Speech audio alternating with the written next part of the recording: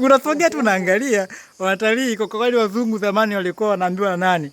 Una proof mwenyewe, una proof watu. Unasogea tu hapo hivi. Una view. Nilishaingia huko. Haya kama ya, tusogea tu paka sogea mpaka hapo.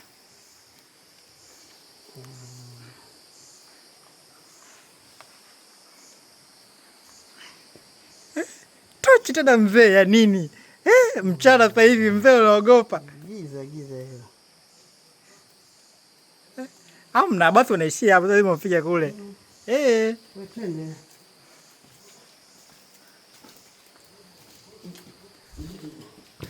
Imeishia hapo. Njoo twende. Kuna taa zipo.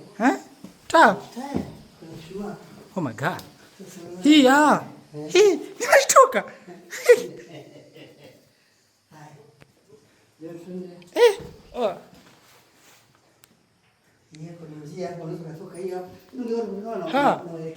Basi huku paka na tachi basi turudi huku.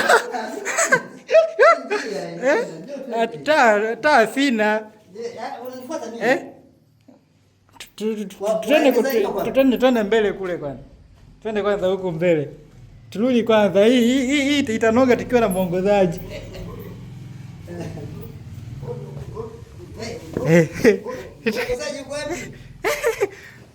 Hamna sio watu twende mbele. Twende mbele tu huko hivi. Safi. Kwema. Itabidi mzee. Did you see that cave? That cave is it's so scary. Oh my God. There are a lot of caves here over here. See.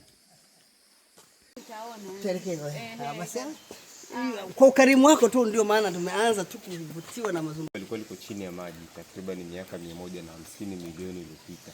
Hiyo ilikuwa ni bahari. Kwa baadaye maji yakahama kutoka sehemu hii hapa na kuelekea usawa bahari, na ndio maana ya mapango yakaonekana. Kwa mapango ambayo tunahifadhi yako 7, lakini tunatumia mapango mawili kama sehemu ya utalii, na hayo mapango mawili yameanza kutumika toka mwaka 1964 mpaka leo. Kwa tunatumia hayo mapango mawili. Japokuwa mapango mengine hayo 5 wanatumia wenyeji kama sehemu ya matambiko, japokuwa tunayatunza nayo pia, lakini wanatumia kama sehemu ya matambiko. Pango la kwanza ambalo tutaenda kulitembelea ni pango hili hapa. Hili pango ni kubwa, lina ukubwa wa mita 390, urefu ukiwa ni mita 25, lina vituo 17.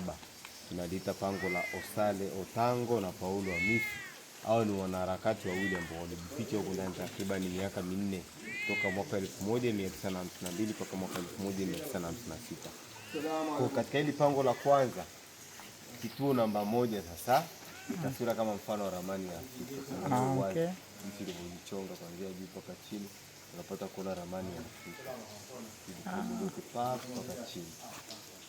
Hapo tunapata kuona kichwa cha simba dume. Unaangalia vizuri pale kuna jicho.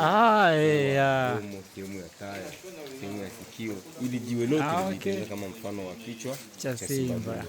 Kwa hiyo ndio vitu ambavyo vinapatikana kituo namba 1. Namba 2 ukiingia tunapaita Mzimuni, ambapo wenyeji wa Tanga wanakuja kwa ajili ya kufanya maombi. Hata sasa hivi wapo hapo. Tunapita hapo na pikipiki wameingia. Kwa wanafanya maombi yao hapo, wakimaliza kufanya maombi, wanachinja kama ni mbuzi au ni kuku au wanaweka sadaka mbalimbali. Utazikuta pale sadaka baada. Jana walichinja mbuzi, wakaacha pale damu, yule mnyama ndo anaondoka naye. Kule huko turuhusu mnyama kukaa ndani. Utamtoa kwa sababu ukikaa huko ndani ataoza kama kutoa harufu. Kituo namba 3 ni mwamba unaokua. Kuna mwamba ambao unaokua kitaalamu unaitwa stalactite.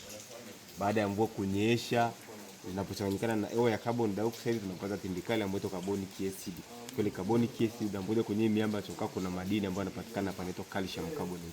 Yale madini yakiyeyushwa yanasababisha ile mwamba kuongezeka ukubwa kutoka juu kushuka chini, ambapo kwa lugha ya kitaalamu tunaita stalactite. Madini mengine yakidondoka chini yanatengeneza stalagmite. Stalagmite inatoka chini kupanda juu. Kwa hiyo zinapokutana pamoja zinatengeneza nguzo ya asili. Ule mwamba unaweza kuchukua hata miaka 200 mpaka 300 kukua, sababu unakuwa taratibu.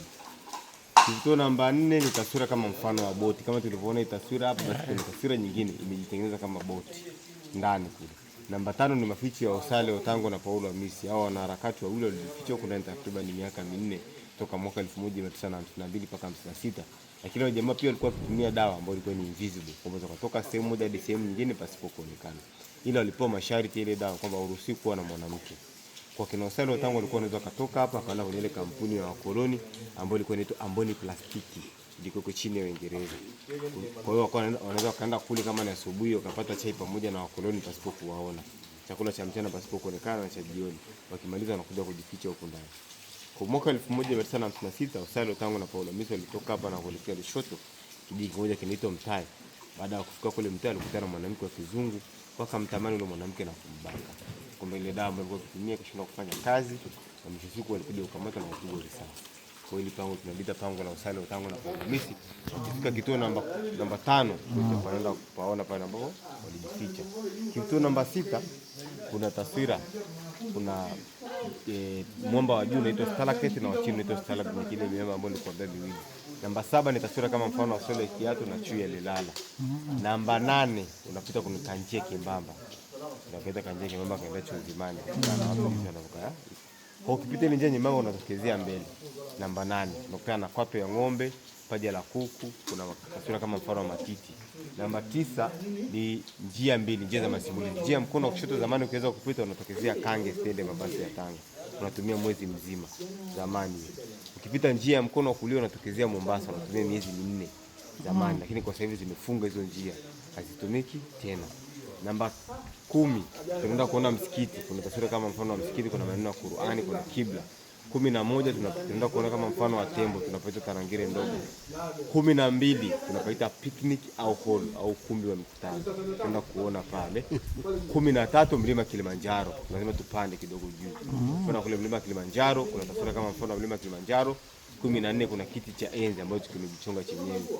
15 ni shimo, walipotea wazungu wawili mwaka 1941. Walikuja wanataka kuingia kundani, wakapewa masharti kwamba kundani uruhusiwi kuingia ukiwa na mbwa. Wale wazungu wakalazimisha kuingia na mbwa, wakaenda wakadumbukia kwenye shimo ambalo likadiriwa na mita 75 kwenda chini. Cha kushangaza, baada ya mwezi mmoja na nusu mbwa akaonekana Kilimanjaro Moshi, lakini wale wazungu hawakuweza kuonekana mpaka leo. Hicho ni kituo namba 15. 16 tunaenda kuona kanisa linapatikana ndani. Kama mfano wa Bikira Maria tunaenda kuona malaika Gabrieli, kuna Bible kama Biblia. Ukimaliza pale 16 unashuka chini, unaenda airport, uwanja wa ndege 17 hivi. Kwenda 17 ukipanda kwenye ndege, unajikuta umetoka pale. Unatokea pale, unashuka pale kwenye zile ngazi, unaenda pango la pili ambalo ni pango la jinsia liko pale. Jinsia mbili ya kweli. Kwa hiyo ule mtu mwingine sana